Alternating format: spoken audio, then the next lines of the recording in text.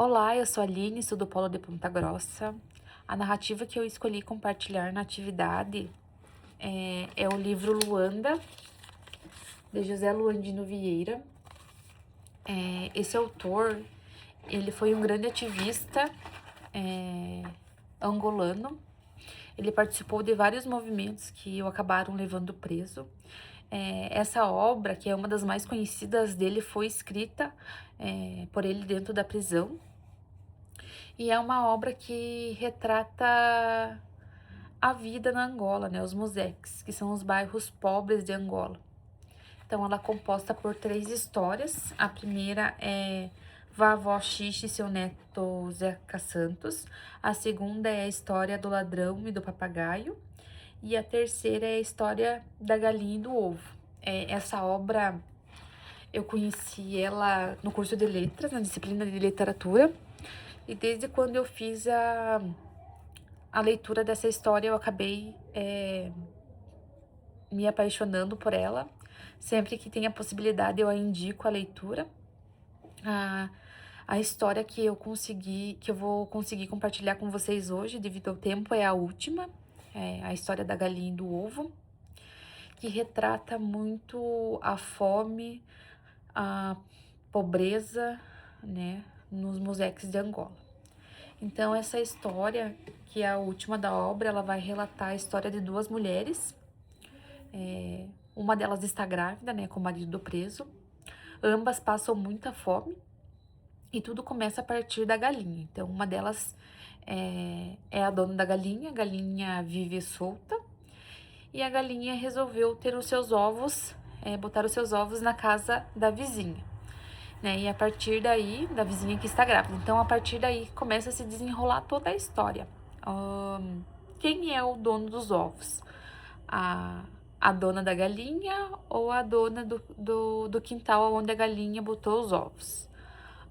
Elas não conseguem entrar em um consenso, então elas vão procurando ajuda, né, para resolver esse problema. E elas sempre buscam ajudas de pessoas brancas, né? Então é o dono da quitanda, o líder do bairro, que são pessoas que vão se aproveitando dessa situação, né? Então o Luandino faz uma referência, né, aos colonizadores, né? O que eles faziam, né, com Angola.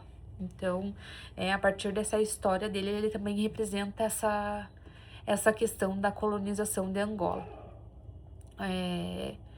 No final, né, nenhuma delas acaba comendo os ovos, e sim as pessoas que elas vão pedir ajuda, né, as pessoas brancas, que elas veem ali como pessoas brancas, estudadas, né, que vão se aproveitando dessa situação.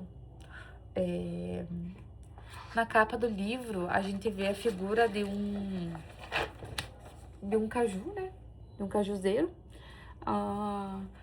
O livro vai também trabalhar essa questão da parábola do cajuzeiro, né? Mas por que tem um cajuzeiro aqui representando a história de Angola, né?